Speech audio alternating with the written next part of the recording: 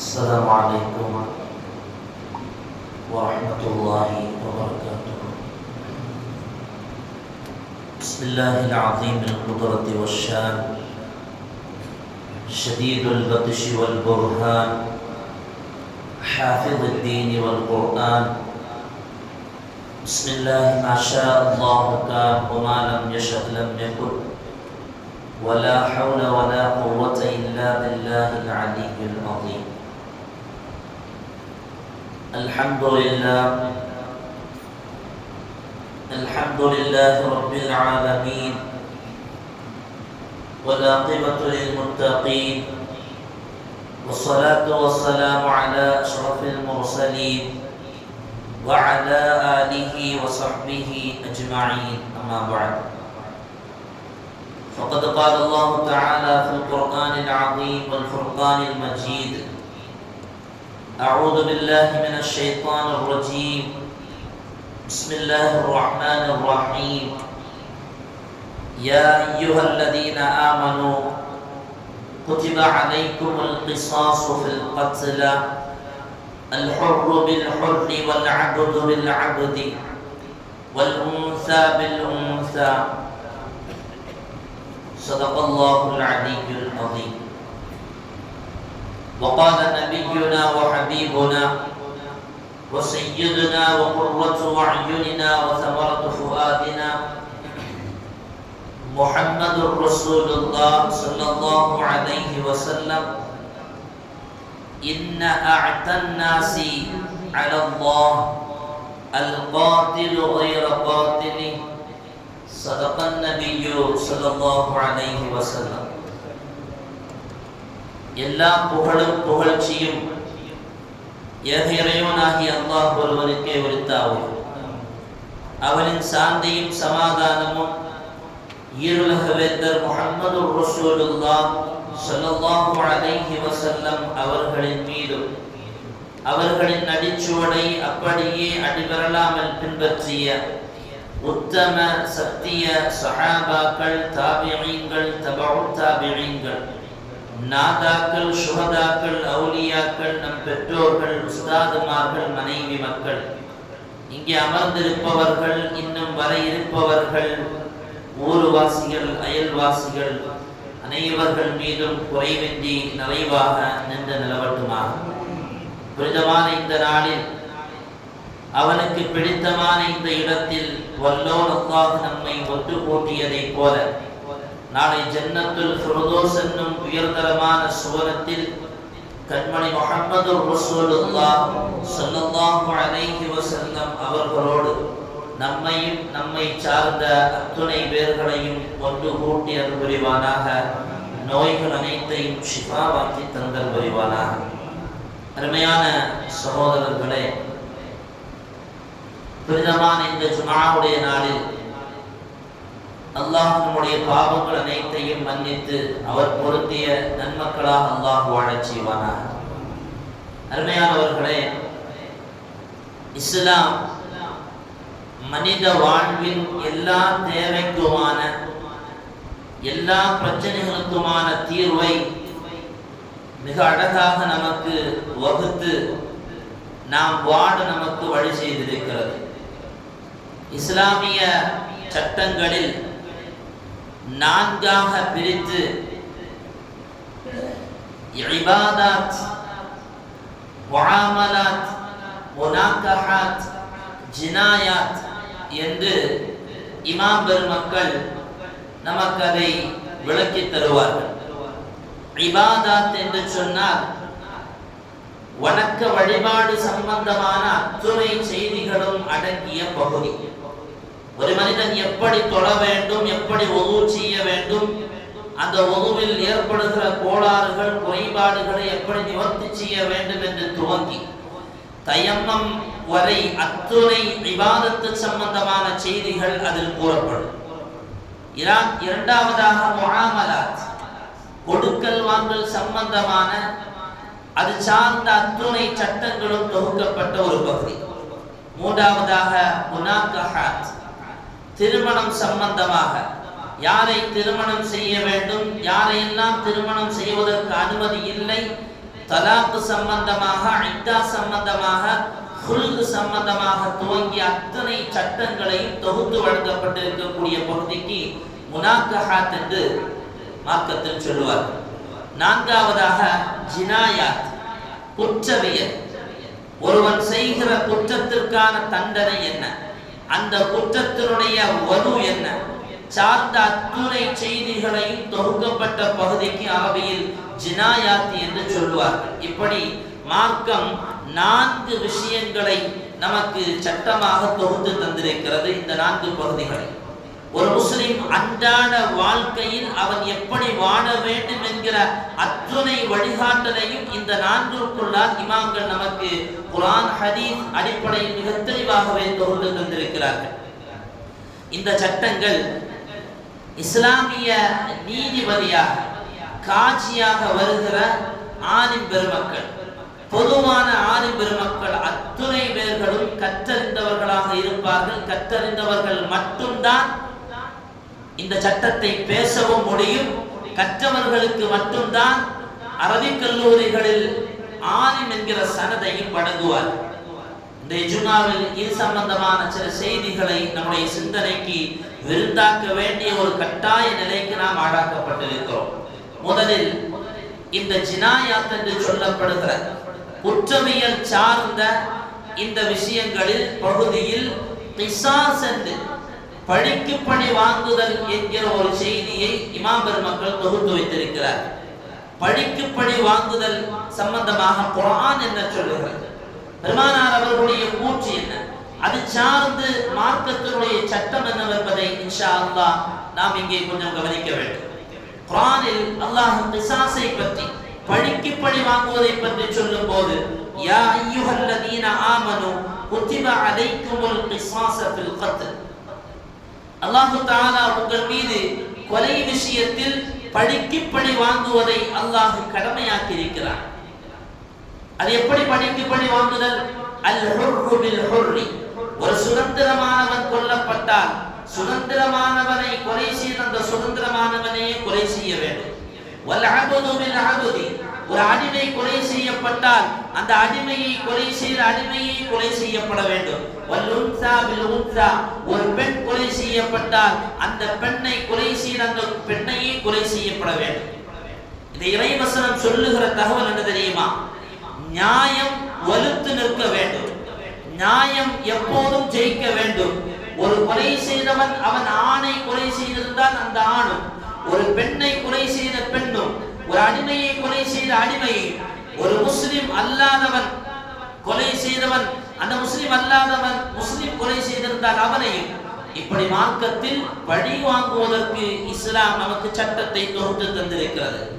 எந்த அளவுக்கு மார்க்கத்தில் ஒருவருடைய உயிருக்கான மதிப்பு என்னவென்பதை நாம் விளங்க வேண்டும். ஏன் குர்ஆன் அல்லாஹ் ஒரு உயிர் கொலை செய்யப்பட்டால் அதற்கு பகரமாக பழி வாங்கப்பட வேண்டும், அது சட்டமாக்கப்பட்டு கடமையாக்கப்பட்டிருப்பதற்கான காரணம் என்ன? அல்லாஹ் அதே குர்ஆனில் பல இடங்களில் பேசுகிறான். மன் கத்தல நஃப்ஸன் பிகைரி நஃப்ஸின் அவ் ஃபஸாதின் ஃபில் அர்த், பூமியில் ஒருவன் கொலை செய்யப்படுகிறான், அந்த கொலை செய்யப்பட்டவன் அநியாயமாக கொலை செய்யப்பட்டிருக்கிறான், அல்லது ஒருவர் மீது குழப்பங்கள் விளைவிக்கப்பட்டிருக்கிறது, அவன் செய்யாத குற்றத்திற்காக அவன் குழப்பவாதி என்றோ அல்லது அவன் கவலை காலக்கப்படுகிற நிலையில் அவன் தள்ளப்பட்டிருந்தான், குர்ஆன் சொல்லுவது என்ன தெரியுமா? ஃபகஅன்னமா அஹ்யன்னாஸ ஜமீஆ, ஒருவன் ஒருவனை கொலை செய்தால் அவன் ஒட்டுமொத்த சமுதாயத்தையும் கொலை செய்தவன். ஒருவன் ஒருவனை வாழ வைத்தால் ஃபகஅன்னமா அஹ்யன்னாஸ ஜமீஆ, அவன் ஒட்டுமொத்த சமுதாயத்தையே வாழ வைத்தவன். எங்கேயும் பார்க்க முடியாத செய்தியை இஸ்லாம் மிக தெளிவாக சொல்லித் தருகிறது. ஒருவரை வாழ வைப்பது என்பது அவர் முஸ்லிம் ஆகட்டும், முஸ்லிம் அல்லாதவனாகட்டும், அவன் கிறிஸ்துவனாகட்டும், எந்த மதத்தை சார்ந்தவனாக இருந்தாலும் சரிதான், ஒட்டுமொத்த சமுதாயத்தையுமே உயிர் வாழ செய்தவர். இஸ்லாம், அல்லாஹ், அல்லாஹ்வுடைய ரசூல் மிக தெளிவாக இருக்கிறார்கள்.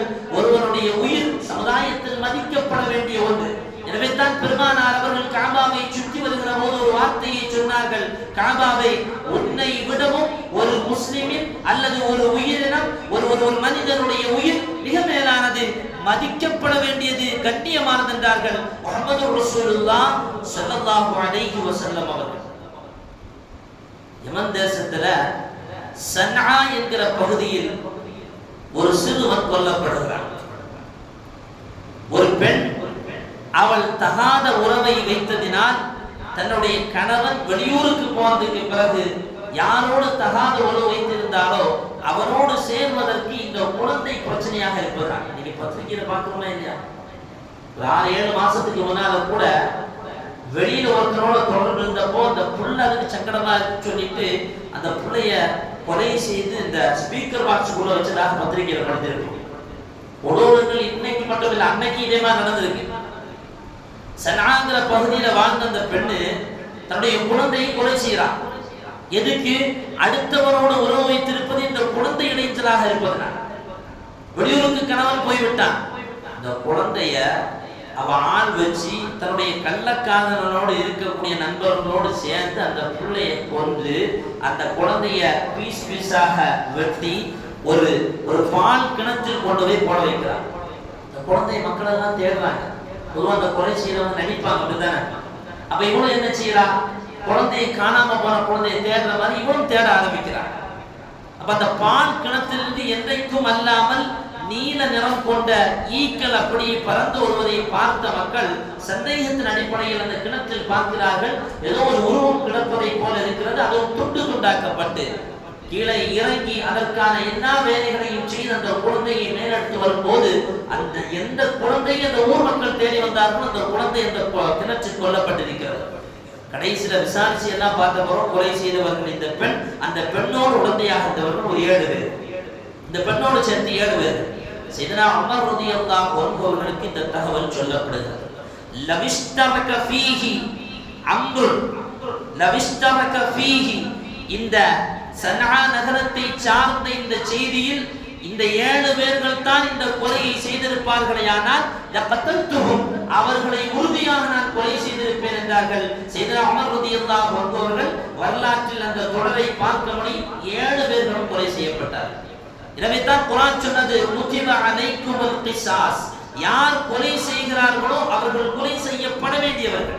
ஆனால் அதே இஸ்லாம் அடுத்த ஆயத்தில் கொஞ்சம் இரக்கத்தோடு சிந்திக்க சொல்கிறது.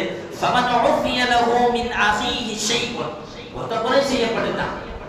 ஆனால் அந்த கொலை செய்யப்பட்டவருடைய சகோதரர் இந்த கொலை செய்தவரை மன்னிப்பானையானால் அவரை நல்ல முறையில் மன்னித்து விடுவதற்கு மார்க்கத்தில் அனுமதி உண்டு.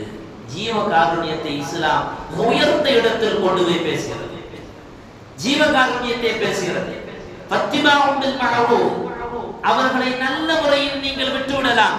வதாஉன் இலைஹி பிஹ்சான், இந்த கொலை செய்தவன் கொலை செய்யப்பட்டவனுடைய குடும்பத்திற்கு ஏதாவது தருவதாக நஷ்டஈடு தருவதாக பேசியிருந்தாலும் அவனும் அந்த கொலை செய்தவனும் அதை நல்ல முறையில் அவர்களுக்கு கொடுத்து விட வேண்டும். தாலிக தஸ்பீகும் மின் ரப்பிக்கும் வரஹ்மா, இதுவெல்லாம் உங்களுடைய இறைவன் புறத்திலிருந்து உங்களுக்கான சலுகையும் அவன் புறத்திலிருந்து உண்டாகக்கூடிய அருளும். ஒருத்தனை மன்னிச்சு விட்டாச்சு, கொலை செஞ்சுட்டான், சொந்த சகோதரனையோ தகப்பனையோ தாயோ அல்லாஹ் பாதுகாக்க வேண்டும். அப்படி ஒரு கொலை நடந்து அவர்களுக்கான நஷ்ட பரிகாரத்தையும் தந்தவனை மன்னித்து விட்டதற்கு பிறகு அதற்கு பிறகும் அந்த கொலை செய்தவனை நீங்கள் தொடர்ந்து தொந்தரவு கொடுக்கவோ அல்லது அவனை கொலை செய்வதற்காக வேண்டிய ஆயுத்தமாகவோ செய்தால் அதற்கான தண்டனை ரப்பிடத்தில் மிக கொடுமையானது என்று குர்ஆன் அதையும் தெளிவாகவே நமக்கு சொல்லித் தருகிறது. உண்மையான சகோதரர்களே, கொலை என்பது மார்க்கத்தில் என்ன கேட்டகரியில் இருக்கு, என்ன தரத்தில் அல்லாஹ் அதை வச்சிருக்கிறான்? அல்லாஹ் அதை பெரும்பாவத்தில் வைத்திருக்கிறான். ஷிர்கோடு அல்லாஹ் ஒப்பிட்டு பேசுகிறான். கொலை ஷிர்கோடு அல்லாஹ் ஒப்பிட்டு பேசுகிற அந்த கொலைக்காக வேண்டி கொலை செய்தவன் தண்டிக்கப்பட வேண்டும். அதே நேரத்தில் அவருடைய குடும்பம் அவர்கள் அவனை மன்னித்து விட்டால் அவர்களுக்கு மன்னிப்பை நல்ல முறையில் வழங்கியவர்களை அனுப்ப வேண்டும் என்பதை இஸ்லாம் சொல்லித் தருகிறது. இன்னைக்கு ஏதாவது ஒரு கொலை நடந்தா, ஒரு கொள்ளை நடந்தா, அல்லது ஒருத்தர் சினாதான் செஞ்சுட்டான் வைப்போமே, ஒரு திருட்டு வேலை செஞ்சுட்டான் வைப்போமே, உடனே அதை வாட்ஸ்அப்ல எடுத்து ஃபேஸ்புக்ல பரப்பி எங்கெல்லாம் பரப்ப முடியுமோ பரப்பணும். பாவம் செஞ்சா 4 முக்குல வச்சு 4 பேர் நிக்கிற மாதிரி அந்த கதையை முடிக்கும். அப்படித்தானே? அதை Facebookல பரப்பி அவன் திரும்ப வாழ வேண்டாமா? மார்க்கம் திரும்பி வாழ்வதற்கான தளத்தை நமக்கு அமைத்து தந்திருக்கவே அவனை பிடிச்சி Facebookல போடுறதுக்கு உனக்கு யார் தந்தா உரிமை? நாளைக்கு இதை போல நீயும் இழிவுபடுத்தப்பட மாட்டாய் என்பதற்கான நிச்சயம் என்ன? என்பார்கள். அடிப்பவன் நடிக்கப்படுவான், உதவி செய்பவன் உதவி செய்யப்படுவான். அதே போலத்தான் எவன் கேலி செய்கிறானோ அவனும் கேலி செய்யப்படுவான். அடுத்தவர்களுடைய மானத்தில் ஒருவரும் கை வைப்பதற்கு மார்க்கத்தில் அனுமதியே இல்லை. எனவே தான் நாயகம் சொல்வார்கள் அல்லவா, உங்களுடைய உடமையும் உங்களுடைய கண்ணியமும் உங்களுடைய மானமும் அது மிகப்பெரிய பாதுகாக்கப்பட வேண்டிய பொக்கிஷம் என்றார்கள் முஹம்மது ரசூலுல்லாஹி ஸல்லல்லாஹு அலைஹி வஸல்லம் அவர்கள். ஸல்லல்லாஹு அலைஹி வஸல்லம் அவருடைய காலகட்டத்தில் நடந்த ஒரு செய்தியை வாஜிர் இப்னு ஹுஜர் ரலியல்லாஹு அன்ஹு அவர்கள் அறிவிக்கிறார்கள். பெருமானார் ஸல்லல்லாஹு அலைஹி வஸல்லம் அவங்கள்ட்ட ஒருத்தர் தன்னுடைய சகோதரனை கொலை செய்துட்டாருன்னு சொல்லி கழுத்தை பிடிச்சு கூட்டு வந்து சொல்றாரு, யா ரசூலுல்லாஹ், இவர் என்னுடைய சகோதரனை கொலை செஞ்சுட்டார். இப்ப பெருமானார் ஸல்லல்லாஹு அலைஹி வஸல்லம் அவங்க கேட்பாங்க, இப்ப என்ன செய்ய போற? அத்தஅஃபு, நீ அவனை மன்னிச்சு விடுறியா? அப்ப தஅخذு தியத, அல்லது அதுக்கான நஷ்டபரிகாரத்தை வாங்கிட்டு விடுறியா? அப்ப தக்துலு, அல்லது நீ கொலை செய்யான்னு கேட்டாங்க. முதல்ல ரெண்டு கேள்விக்கு முடியாதுட்டார். இல்ல யா ரசூலுல்லாஹ், அவர் சும்மானா விட முடியாது, எனக்கு நஷ்டபரிகாரம் வேண்டாம். அப்ப தக்துலு, அப்ப நீ கொலை செய்யா? ஆமா யா ரசூலுல்லாஹ், கொலை செய்யணும். ஸல்லல்லாஹு அலைஹி வஸல்லம், இத்ஹப் பிஹி, நீ கொண்டு போய் கொலை செய்துக்கப்பா அப்படின்ட்டாங்க. ஸல்லல்லாஹு அலைஹி வஸல்லம் அவர்கள் கருணை நாயகம் அல்லவா, கருணை குணம் படைத்தவர்கள் அல்லவா. திரும்ப அந்த மனுஷனை கூப்பிட்டு கேட்டாங்க, எப்பா திரும்ப ஃபர்ஸ்ட் இருந்தே ரிப்பீட் பண்றாங்க, நீ அவரை மன்னிச்சு வர்றியா, நஷ்டஈடு வாங்குறியா, கொலை செய்ய? அவர் திரும்பவும் இல்லை யா ரசூலுல்லாஹ், கொலை செய்யுங்க. சரி, கொண்டு போய் கொலை செய்யறாங்க. திரும்ப ரசூலுல்லாஹ் கூட்டாங்க. இப்படி 3 தடவை கூட்ட பெருமானார் அவர்கள் 4வதாக அந்த மனிதனை பார்த்து சொன்னார்கள், நீ கொலை செய்ய? ஆமா யா ரசூலுல்லாஹ், எனக்கு கொலை செய்யும். ரசூலுல்லாஹ் சொன்னா, அம்மா இன்னக அஃபௌத அன்ஹு ஃபஇன்னஹு யபூஉ பிஇத்மிஹி வ இத்மி ஸாஹிபிஹி. ஸல்லல்லாஹு அலைஹி வஸல்லம் அவர்கள் சொன்னார்கள், நீ அவனை மன்னிச்சு விட்டுறலாம். நீ அப்படி அவனை மன்னிச்சு விட்டுட்டேன்னு சொன்னேன்னா அவனுடைய குற்றத்தையும் அவன் யாரை கொலை செய்தான் அவனுடைய குற்றத்தோடு நாளை மறுமையில் வருவான். ஒருவரை கொலை செய்தால் இந்த உலகத்தில் அதற்கான பரிகாரத்தை செய்து தப்பித்தால் கொலை செய்யப்பட்டவனுக்கு நாளை மறுமையில் பதில் சொல்ல வேண்டும் என்பதை இந்த ஹதீஸுடைய அடிக்குறிப்புகளில் இமாம் பெருமக்கள் நமக்கு தெளிவாக சொல்லுவார்கள். ஆக சுருக்கமாக, ஒரு மனிதன் வாழ்வாதாரத்தோடு ஒரு மனிதனுக்கான வாழ்வை ஜீவகாருண்யத்தை இஸ்லாம் மிக தெளிவாக நமக்கு சொல்லித் தருகிறது. ஏன் பெருமானார் ஸல்லல்லாஹு அலைஹி வஸல்லம் அவர்கள் மக்கமா நகரத்தினுடைய வெற்றி பெற்றதற்கு பிறகு காபாவுக்கு வர்றாங்க. படை சூழ பெருமானார் அவர்கள் கருப்பு தலப்பாவை அணிந்து கொண்டு ராஜ நடையுடைய பெருமானார் மக்கமா நகரத்து காபாவுடைய மண்ணில் தடம் பதிக்கிறார்கள். காபாவுக்குள்ளால் செல்கிறார்கள். 2 ரக்காத்தை தொழுகிறார்கள். தொழுது முடித்ததற்கு பிறகு பெருமானார் அவர்கள் வெளியில் வந்தவர்கள் அந்த தூணுடைய கதவு வாதலை பிடித்துக் கொண்டு நின்றார்கள். பக்கத்தில் நின்ற மக்கள் காபாவை சுற்றி நிற்கிறார்கள். ஸல்லல்லாஹு அலைஹி வஸல்லம் அவர்கள் பேசிய வார்த்தை என்ன தெரியுமா? அல்ஹம்துலில்லாஹ், அல்ஹம்துலில்லாஹி அல்லதி ஸதக வஅதஹு வ நஸர அபதஹு. அவன் கொடுத்த வாக்கை நிறைவேற்றி விட்டான். வனஸர அபதஹு, அவருடைய அடியானுக்கு உதவி செய்து விட்டான். மாதா தகூனூன வ மாதா தமன்னூன. பெருமானார் அவர்கள் கேட்டார்கள், என்ன நினைக்கிறீங்க? இப்போ உங்களுக்கு என்ன நினைக்கிறீங்க, நீ என்ன சொல்ல வர்றீங்க? அந்த மக்களை பார்த்து கேட்டபோது மக்கள்லாம் சொன்னாங்களாம், ரசூலுல்லாஹ், கண்ணியமான மனிதரே, நாங்க நல்லதையே நினைக்கிறோம். ஏன்னா இப்போ பெருமானார் ஸல்லல்லாஹு அலைஹி வஸல்லம் அவங்களுடைய கையில் ஆட்சி இருக்கு. பெருமானார் அவர்கள் நினைப்பதை நடத்துறாங்க. ஸல்லல்லாஹு அலைஹி வஸல்லம் அவங்களுடைய சஹாபாக்கள் எத்தனை பேர்கள் கொல்லப்பட்டிருக்கிறார்கள். மர்ம பகுதியில் வாள் நுழைக்கப்பட்டு சையதா சுமையா ரலியல்லாஹு அன்ஹா கொலை செய்யப்பட்டிருக்கிறார்கள். இப்படி எத்தனையோ சஹாபியத்தான பெண்மணிகள், எத்தனையோ சஹாபாக்கள், அவர்களுடைய பிள்ளைகள் கொலை செய்யப்பட்டிருக்கிறார்கள். பெருமானார் அவர்கள் திரும்ப அதை பழி தீர்க்கலாம். அடங்கி போன அந்த மக்கமா நகரத்து குறைஷிகள் சொன்னார்கள், யா ரசூலல்லாஹ், நாங்கள் நல்லதையே நினைக்கிறோம், நல்லதையே சொல்கிறோம் என்றார். பெருமானார் ஒட்டுமொத்த மக்களுக்கு பொது மன்னிப்பை கொடுத்தார். யூசுப் நபி அவர்கள் சொன்னதை போல, அவருடைய சகோதரர்களை பார்த்து யூசுப் நபி அவர்கள் சொன்னதை போல நாயகம் சொன்னார்கள், என் சகோதரர் யூசுப் சொன்னதை போல, லா தத்ரீப அலைக்கும் அல்யௌம், இன்றைய நாள் உங்களுடைய குற்றங்கள் எல்லாம் மன்னிக்கப்பட்டிருக்கிறது. யக்ஃபிருல்லாஹு லக்கும், அல்லாஹ் உங்களுக்கு மன்னிப்பானாக. வஹுவ அர்ஹமுர் ராஹிமீன், அவனே மன்னிப்பவன், அவனே மிக கிருபையாளன் என்றார்கள் முஹம்மது ரசூலுல்லாஹி ஸல்லல்லாஹு அலைஹி வஸல்லம். அதே வழியில் வரக்கூடியவர்கள் தான் இஸ்லாமிய சமுதாயம். அதனால கொலை செய்தவனை சும்மா விடணும்னு சொல்லலை. ரெண்டு ஆப்ஷன் இஸ்லாம் சொல்லுது. ஒண்ணு நீ கொலை செய்யலாம், இல்லை நீ சும்மா மன்னிச்சு விடலாம். அதனால தான் ஹஸனுல் பஸ்ரி ரலியல்லாஹு அன்ஹு அவர்கள் ஒரு முஃமினுக்கான அடையாளத்தை பற்றி சொல்லும்போது அஃதலு அஹ்லாக்கில் முஃமின், ஒரு முஃமினுடைய குணத்தில் ஆக சிறந்த குணம் தெரியுமா? அல் அஃபு, மன்னிப்பு. அது அவ்வளவு சீக்கிரத்துல நமக்கு வராது. நமக்கு ஒரு துரோகம் செஞ்சாச்சுன்னா உடனே மன்னிக்க தோணுமா? அப்படிலாம் தோணாது. ஆனா அந்த குணத்துக்கு நாம வர வேண்டும் என்று சொன்னால் அது பெரிய ஒரு பாக்கியமான குணம் என்கிறார்கள் இமாம் பெருமக்கள். அருமையான சகோதரர்களே, ஹம்சா ரலியல்லாஹு அன்ஹா கொலை செய்யப்பட்டு அவங்க கொலை செய்யப்பட்ட அந்த சூழல் எப்படி நமக்கு தெரியும்? என்னென்ன முறையில எல்லாம் அவருடைய உடல் சின்னாபின்னமாக்கப்பட்டது என்பது வரலாற்று நமக்கு தெரிந்த செய்தி. அப்படி ஹம்சா ரலியல்லாஹு கடக்கும் போது கொதித்து போன ஸல்லல்லாஹு அலைஹி வஸல்லம் அவர்கள், கொதித்து போன பெருமானார் அவர்கள், இதற்கு கண்டிப்பாக நான் பழி வாங்குவேன் என்றார். என் சிறிய தந்தை இப்படி சின்னாபின்னமாக்கியதற்காக பழி வாங்குவேன் என்றார். அப்போ ஜிப்ரீல் அலைஹிஸ்ஸலாம் அவர்கள் வந்தார். வந்து சொன்னார்கள், யா ரசூலல்லாஹ் ஹுதினான், நீங்க மன்னிப்பை ஏற்றுக்கொள்ளுங்கள், அவர்களை மன்னித்து விடுங்கள், நல்லதை ஏவுங்கள், அவர்களை விட்டு விடுங்கள். ஃபஅயிலுதானில் ஜாஹிலின், மடையர்கள் அவர்களை புறக்கணிச்சிருங்க. ரசூலா திரும்ப கேட்டாங்க, யா ஜிப்ரீல் என்ன சொல்றீங்கன்னு கேட்டாங்க. பெருமானார் அவர்கள் திரும்ப என்ன சொல்றீங்க? அல்லாஹ்வுடைய புறத்திலிருந்து வந்திருக்கக்கூடிய கட்டளை நீங்க ஏற்றுக்கொள்ளுங்க. ஸல்லல்லாஹு அலைஹி வஸல்லம் அப்படியே ஏற்றுக்கிட்டார். சொந்த சின்ன அப்பாவை கொலை செய்யப்பட்டு சின்ன பின்னமாக்கப்பட்டு பெருமானாருடைய கண்ணுக்கு முன்னால் போடப்பட்டிருக்கு. ஸல்லல்லாஹு அலைஹி வஸல்லம் அப்படியே மன்னிப்பு அடைகிறார். உண்மையான சகோதரர்களே, இதுதான் இஸ்லாம் எல்லா நிலைகளிலும் நமக்கு சொல்லித் தருகிற தகவல். நம்ம ஏன் இன்னைக்கு இந்த செய்தி எடுக்கிறோம்? கொலை சம்பந்தமான செய்தி இந்த ஜுமாவில் பேசப்படுவதற்கான காரணம் என்ன? நமக்கெல்லாம் தெரியும், இணையதளத்தில் மிக தீவிரமாக ஒரு செய்தி பரவி வருகிறது.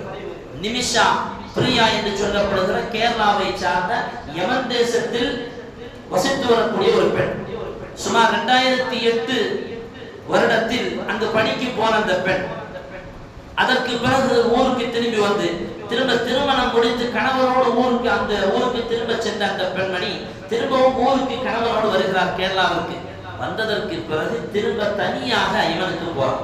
இப்ப இவங்களுக்கு அந்த ஃபர்ஸ்ட் ட்ரிப் செகண்ட் ட்ரிப் போனாங்களா இல்லையா கணவரோட, அப்போ ஒரு சிந்தனை வருது, நமக்கு இந்த யமன் நாட்டுல ஒரு கிளினிக் துவங்கினாதான் என்ன, சொந்தமாக ஒரு கிளினிக் துவங்குவோமே என்ற சிந்தனை வந்தபோது யமன் தேசத்தினுடைய சட்டம் அந்த ஊரினுடைய சிட்டிசன் இல்லாமல் அவருடைய உதவி இல்லாமல் ஒருபோதும் அங்கே என்னவும் செய்ய முடியாது.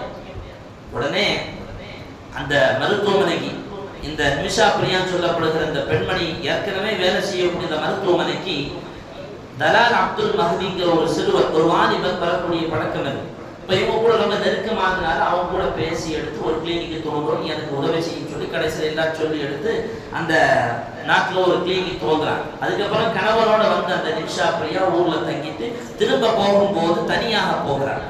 திரும்ப கணவன் போகும்போது அந்த நாட்டினுடைய போர் நடந்துட்டதுனால போக முடியல. இப்போ இந்த நிமிஷ பிரியா சொல்லக்கூடிய இந்த பெண்மணியை இந்த தலால் அப்துல் மஹதி என்று சொல்லப்படுபவன் நிர்பந்தம் செய்து அவளை திருமணம் முடிக்கிறான். திருமணம் முடித்ததற்கு பிறகு அவருடைய பாஸ்போர்ட் அதே மாதிரி அவருடைய நகைகளை எல்லாம் பிடிக்க வைத்து அவளை சித்திரவதை செய்கிறான். ஒரு கட்டத்துல சித்திரவதை அதிகமான போது அவரோடு பணி செய்த பெண் அவருடைய ஆலோசனையின்படி 2 பேர்களும் சேர்ந்து அவனுக்கு ஒரு மயக்க ஊசியை கொடுத்து விட்டு அவன் இருக்கக்கூடிய பொருளை எல்லாம் எடுத்து நீ ஊருக்கு கிளம்புன்னு சொல்லும் போதுதான் இந்த அம்மா அதுக்கு சரின்னு சொல்லி ஒத்துழைச்சு 2 பேரும் செய்யறாங்க. என்ன ஆச்சு, இந்த டோஸ் கூடுதல் அவன் இறந்து போறான். தெரியாம நடந்த ஒரு நிகழ்வு. இந்த மயக்க ஊசி முதலில் போடப்பட்டு அவன் மயக்க நிலைக்கு போகாததினால் சரியான பவர் இல்லையும் சொல்லி இந்த நிமிஷ பிரியாவும் அந்த டோஸை அந்த மாத்திரையை சாப்பிடுகிறாள். இவனுடைய தலைக்கு கொஞ்சம் மத்து வந்ததை போல இருக்கிறது. 2வது டோஸ் கொடுக்கும்போது அவன் இறந்து போறான். அருமையான சகோதரர்களை, இதுக்கு பின்னால் அந்த நிமிஷ பிரியா அந்த இடத்தை விட்டு மாற்றப்படுகிறாள். அவரோடு அதற்காக வேண்டிய ஒத்துழைப்பு வழங்கிய அந்த பெண் அவரை கண்டம் துண்டமாக வெட்டுகிறார். இதுதான் செய்தி. இங்கே சொல்லப்படுகிற செய்தி என்ன தெரியுமா? இந்த பெண்ணுக்கு 2008 நடந்த அங்கு போன அந்த பெண்ணுக்கு 2017ஆம் ஆண்டு இதற்கான தீர்வு வருது. அவள் கொலை குற்றவாளி, அவளை தூக்கில் ஏற்ற வேண்டும் என்று. 2025 16 ஜூலை மாதத்தில் அவள் தூக்கு தண்டனையில் அவளுடைய தண்டனை நிறைவேற்றப்பட வேண்டிய சூழலில் தான் ஒரு திருப்பங்கு ஏற்படுகிறது. இந்திய அரசாங்கமும் கேரள அரசாங்கமும் இந்தியாவுடைய பிரமுகர்கள் எல்லாம் அந்த யமன் தேசத்தினுடைய அரசாங்கத்தை தொடர்பு கொண்ட போது கூட அதற்கு பிறகு கூட எந்த மாற்றமும் வராமல் இருந்தபோது கடைசியாக இந்தியன் கிராண்ட் முஃப்தி என்று சொல்லப்படுகிற ஷேகுனா அபூபக்கர் முஸ்லியார் என்று சொல்லப்படுகிற கேரளாவில் மிகப்பெரிய மார்க்கறிஞர், நமக்கெல்லாம் தெரிஞ்ச செய்தி, அவர்களிடத்தில் ஒரு உதவி கேட்டு அவர்கள் மூலமாக யமன் தேசத்தினுடைய மார்க்க அறிஞர்களை தொடர்பு கொண்டு இதற்கு ஒரு மாற்றம் கண்டுபிடிக்கிறார்கள். அந்த பெண்ணுக்கான அந்த தண்டனையை மாற்றி வைக்கும், நிறைவேற்றக்கூடாது. இன்னும் அதுல தீவிர விசாரணைகள் தேவைப்படுகிறது என்ற போது அபூபக்கர் முஸ்லியார் அவர்கள் தொடர்பு கொள்கிறார்கள். அதற்கான அங்க இருக்கக்கூடிய மார்க்க அறிஞர்கள் அவர்களிடத்தில் அரசாங்கத்தில் தொடர்பு கொண்டு அந்த பெண்ணுடைய அந்த தீர்ப்பில் ஒரு மாற்றத்தை கொண்டு வந்து இன்றைக்கும் அவர் உயிரோடு இருக்கிறார். சொல்ல போனால் ஜூலை 16ஆம் தேதி கொலை செய்யப்பட்டு கபரில் அடக்கப்பட வேண்டிய பெண்மணி இன்னைக்கு உயிரோடாக இருக்கிறார். நீ கவனிக்க வேண்டிய விஷயம் தெரியுமா? ஜீவ காருண்யத்தின் அடிப்படையில் ஒரு பெண்ணுக்கு மார்க்கம் வழங்கிய ஒரு நிலை இது. அருமையான சகோதரர்களை, இங்கே ரெண்டு விஷயத்தை கவனிக்க வேண்டும். ஒன்று, ஒரு பெண்ணுக்கு அவள் அநியாயமாக கொலை செய்யப்பட்டு விடக் கூடாது என்பதனால் மார்க்கத்தை பயன்படுத்தி அவளுக்கான விடுதலை, அவளுக்கான அந்த தீர்ப்பிலிருந்து ஒரு திருப்புமுனை கிடைத்திருக்கிறது. இரண்டாவது செய்தி, ஒரு மார்க்க அறிஞர் கடல் தாண்டி வாழுகிற ஒரு அரசாங்கத்திடத்தில் அவர் பரிந்துரை செய்து ஒரு தீர்ப்பில் மாற்றம் கொண்டு வர முடிகிறது என்று சொன்னால், அருமையானவர்களை, மார்க்க சட்டத்தினுடைய மார்க்கத்தினுடைய அதனுடைய இல்முடைய சிறப்பை நாம் விளங்க வேண்டிய கட்டாயத்தில் இருக்கிறோம். இன்னைக்கு ஒரு ஆலிம்சா ஒரு செய்தி சொன்னா சட்டம் கேட்பாங்க. ஆலிம்சாட்ட சட்டம் கேட்பான். ஆலிம்சா சட்டம் நல்லபடியா சொல்லிடுறாரு. இவர் சொன்ன சட்டம் இவங்க சொல்ற அந்த செய்திக்கு ஒத்து போகலைன்னா சட்டம் வேண்டாம், ஒண்ணு வேண்டாம், குப்பையில போடு, நம்ம செய்திக்கு போவோம். இதே மாதிரி ஏதாவது ஒரு இக்கட்டான நிலைக்கு நாம தள்ளப்பட்டோம் என்று சொன்னால் அந்த சட்டங்களை ஏற்றுக்கொண்டு நாம் செயல்படுகிறோம். இதுவெல்லாம் தவிர்த்து மார்க்கம் என்ன சொல்லுகிறதோ அதை முழுமையாக ஏற்றுக்கொண்டு நாம் வாழ வேண்டிய ஒரு கட்டாய சூழலை ஏற்படுத்தி கொண்டோம் என்று சொன்னால் இது போன்ற தவறுகளிலிருந்து நாம் பாதுகாக்கப்படுவோம். அல்லாஹ் சுப்ஹானஹு வ தஆலா அந்த பெண்ணுக்கான உண்மையான நீதி கிடைப்பதற்கு அல்லாஹ் வழிவகை செய்வானாக. அநியாயமான எல்லா நிலைகளிலும் அல்லாஹ் நம்மை பாதுகாப்பானாக. நம் கரத்தாலோ, நம் வாயாலோ, நம் சொல்லாலோ, நம்முடைய அத்துணை செயல்களாலோ அடுத்தவர்களுக்கு எந்த பாதிப்பும் வந்து விடாமல் அல்லாஹ் நம்மை பாதுகாத்தல் புரிவானாக. وآخر دعوانا الحمد لله رب العالمين. السلام عليكم ورحمة الله وبركاته.